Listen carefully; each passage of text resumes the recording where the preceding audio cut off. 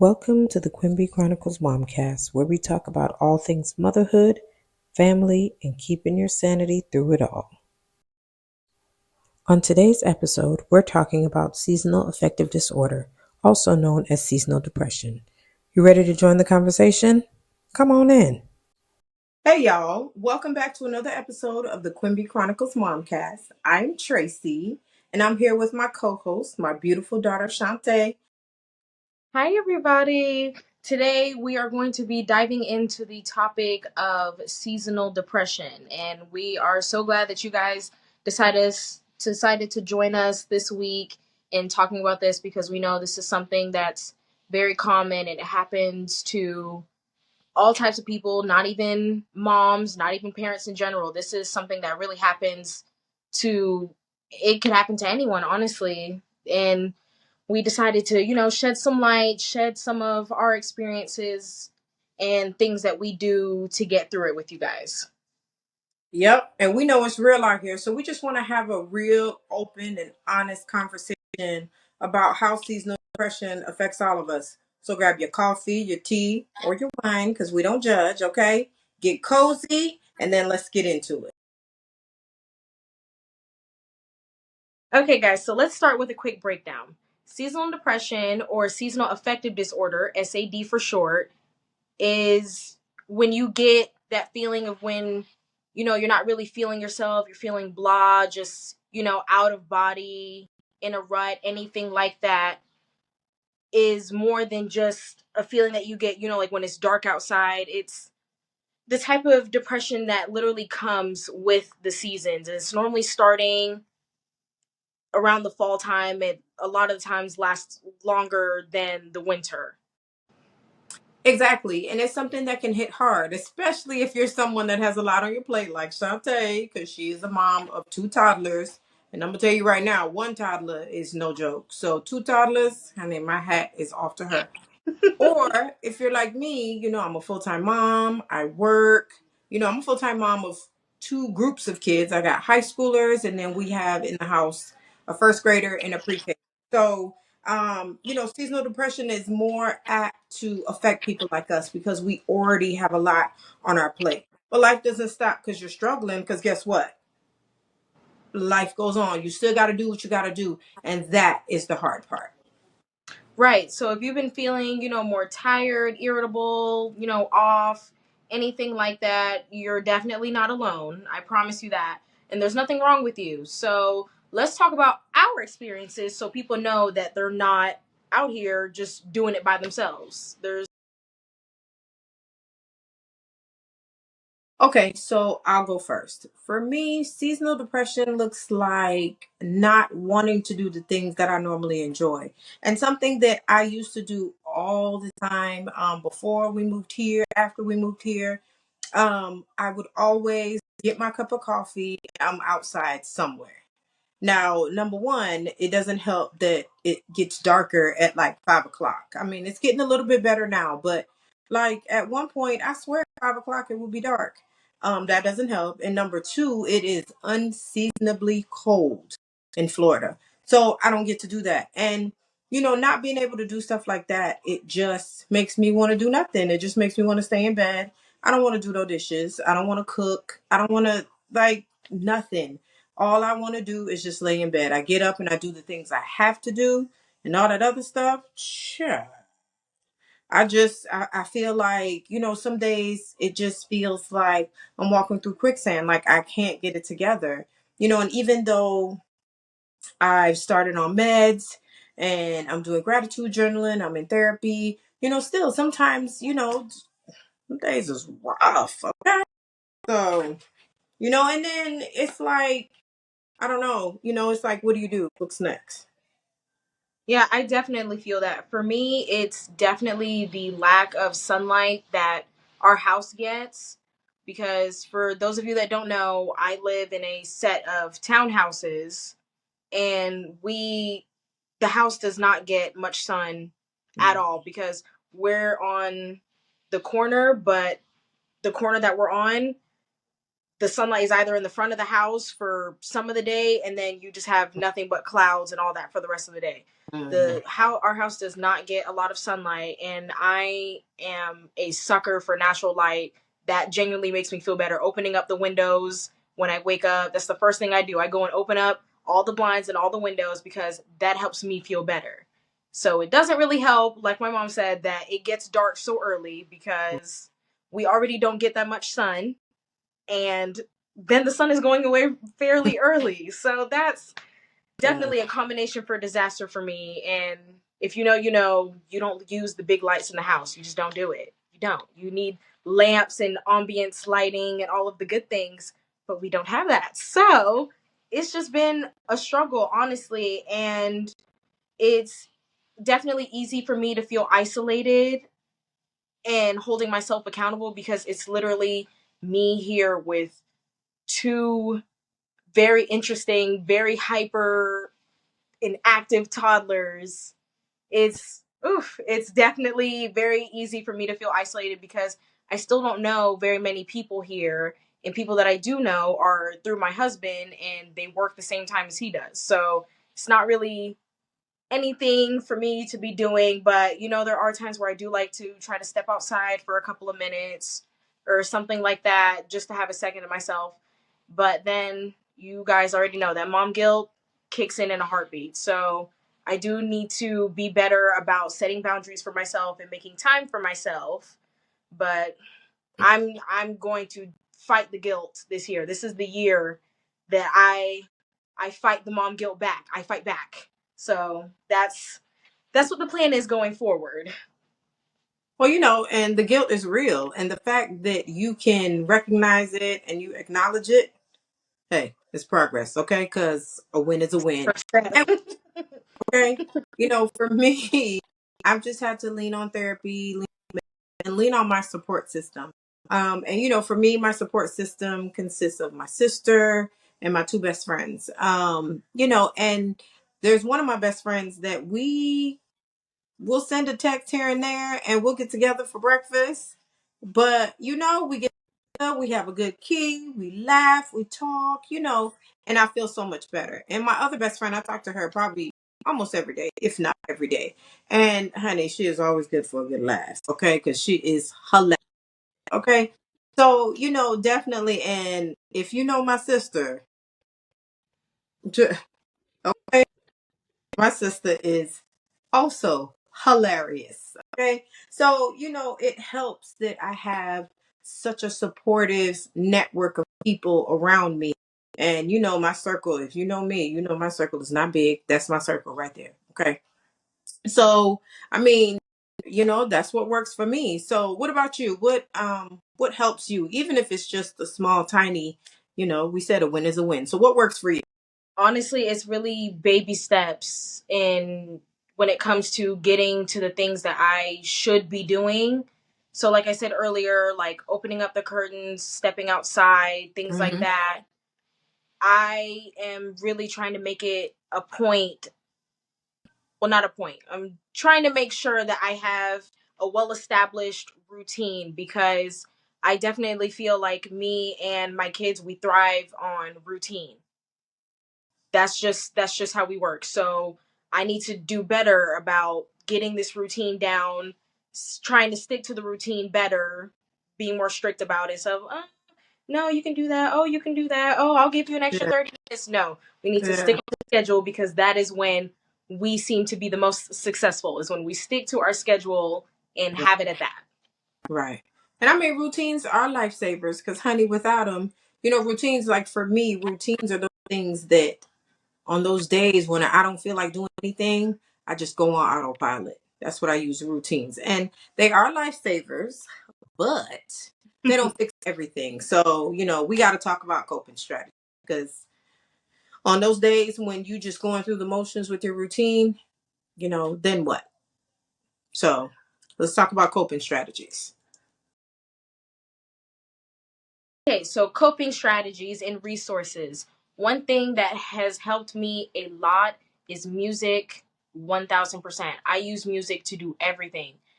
If I'm cooking, I have music on. If I'm cleaning, music's on. Doing something with my hair, lashes, anything, nails, I always have music on. And the one thing that I really do is I utilize our Alexa device. First thing I do when I go downstairs, Alexa, play my so and so playlist. I do have a favorites playlist, and I labeled it on my phone on repeat because these are just the songs that I like to hear more often than others. And I change it out here and there because there's new songs that come in that are catchy and stuff like that. So I do update it pretty frequently. But that's the first thing I do. Alexa, shuffle my on repeat playlist. That's the first thing I do. I need to have music to get the day started. Honestly, I am definitely one of those people. And I saw I saw something about light therapy lamps, Mhm. which I thought that I want to try those in the future because they are supposed to mimic natural sunlight, and I love natural light. I love it absolutely 1000%. So I definitely think that that's something worth looking into for me. And you also, if you also like natural sunlight as much as I do think that if it does what it's supposed to, I do think that that would be very beneficial for me. What about you, Mom? Um, so me, I first of all, I joined the gym last month because, like I told you last week, one of my goals this year is to get healthy in all ways. So for my physical health, I joined the gym. So for me, it's been movement. And I ain't gonna lie, my trainer gave me the business the other day because she was like, why I only see you in the gym on the days we work together? I was like, what? What you talking about? Yeah, because I only go on the days that I see her. But I promised her that I would do better because she'd be trying to give me the business. And she tries to kill me whenever I go. Okay. I definitely feel it. So yeah, I went today and we did arms, we did like some pull-ups and stuff like that. Whole nother something. But that's and staying on top of my meds and making sure that I make my therapy appointments. They're non-negotiables. So I make sure, and then I make sure that I check in with my friends and my family. So I'm not isolating myself. And honestly, living with my sister really helps because when I tell you she is my partner in crime and I am hers, you hardly ever see her without me and vice versa. If you ever see my sister somewhere without me, it'll usually be because I worked the night before and I'm sleeping, or like I don't feel well, or whatever. If you see me without her, it's probably she's at home doing something. She doesn't feel well, she's tired or something like that. But other than that, okay, we like this. We Yeah. like, okay, so yeah. But yeah, the important thing is to make sure that I'm not isolated, and living with my sister does make it easy to not. So I'm happy for that. That is definitely a good one, a good couple of ones. Very much proud. And for all of the other moms out there, you guys don't be afraid to ask for help, whether it's, if you seek professional help, a family member, your partner, really anyone that you could trust talking to. It's definitely worth talking because you aren't alone and you shouldn't have to feel alone. Absolutely. I mean, and let's not forget about self care, like real self. I know it was such a trendy word, I think last year, but I think some people forget something as simple as saying no to an event that you really don't want to go to, saying no to doing something that you really don't want to do, and not feeling bad about it. That's the important part. The important part is not feeling bad about it because we'll say no. Well, first of all, I don't really feel too bad too much when I say no. I really don't. Um, no, I don't. Um, but that's why my circle is so small because my circle knows me and they know the things that I'm likely to do and stuff like you. They know, they know. So something as simple as saying no and not feeling guilty about it, or taking a nap, honey. That is one of my favorite forms of self care. Okay, because I love me a good nap. So taking a nap and saying no, both without being guilty, that's self care all day long. Okay. That is for sure. And we definitely need to stop associating, you know, doing self-care as moms as being selfish, because definitely is something that I've learned over the past, I'd say, like, couple of months or so. Because I was gonna say a year, and then I saw the look my mom was giving me. I can't sit here and lie to you guys. So I would say over the past couple of months, I have done better about, doing things for myself. There'd be times where I'm like, okay, I don't want to ask my husband to do this because he was working all day. And I remember we had to sit down and talk about it. And he's like, well, Shantae, you're working all day too. Like, you're up before me. You're doing breakfast and lunch for the hooligans, and I'm doing dinner and bath time and all this. So he's like, you're working all day too, and even longer than all day. So, like, if there's something that you need to do, then, let me know. Yeah. Because me, I am also working on my communication. Yeah. So instead of being like, oh, yeah, like, not, I guess, not really communication, I would say trying to think for others. Like, oh, he's probably not going to want to do this because he already did that. And he's like, no, like, don't think for me. I can think for myself. If this is something that you want to do, let me know. And I'm like, oh, okay, you got it. You got You heard my boy, okay? You heard my boy. And again, let me tell you something. it. I am so very proud of how far y'all have come, because communication is such a big thing. And I think people underestimate that. So I'm very proud of you for communicating your needs, because Yeah. we know how you tend to do. Okay. So Yes, I I'm very, will self implode on what, myself constantly. what? Don't know why I do that, but I am doing better about it. I am more vocal about the things that I want or need or anything like Mm-hmm. that, because there was a time where I was talking about, I said, oh, I want to do my nails because I do my own nails. I do my own gel nails. Okay, they're not done now, but we're not going to talk about that. I can't, I don't have any proof. Just next week when we call y'all, I'll have proof.